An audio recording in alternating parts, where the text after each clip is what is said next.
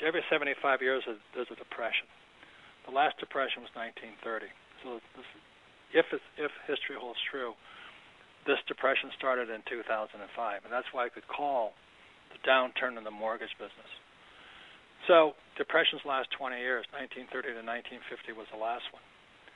So that means we're probably, if there is, and I'm not saying there is, we're heading into one.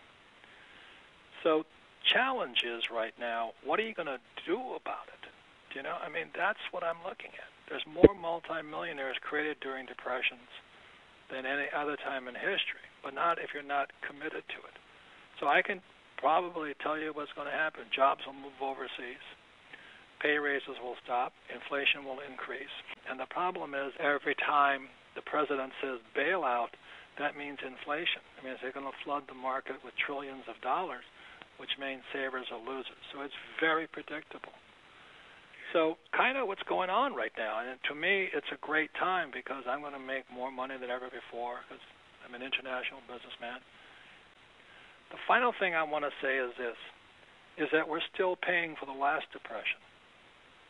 That last depression that started in 1930 created what's called the FDIC, the Federal Deposit Insurance Corporation. It also created the Federal Savings and Loan Insurance Corporation. It also led to Fannie Mae and Freddie Mac. It also led to Social Security. So the last depression is a very expensive depression because it created all these federal bureaucracies that are now out of control. So I can predict what's going to happen is that the next depression is going to be even more expensive simply because we haven't paid for the last one. So I know my mom and dad, they're nice, well-educated people, but they always said go to school, get good grades, get a safe, secure job, save money, and get out of debt. I call that depression-era mentality. If you have that mentality, this next depression might be a very tough one on you.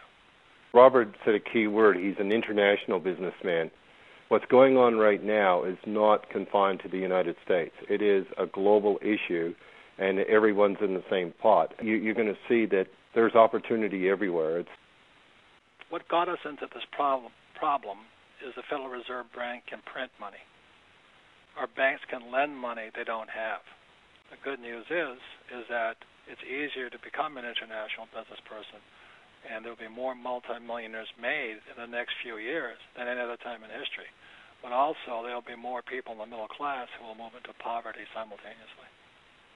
The Federal Reserve can print money out of thin air, and it can lend money it doesn't have. So those two things will not change. But Barack can't change it.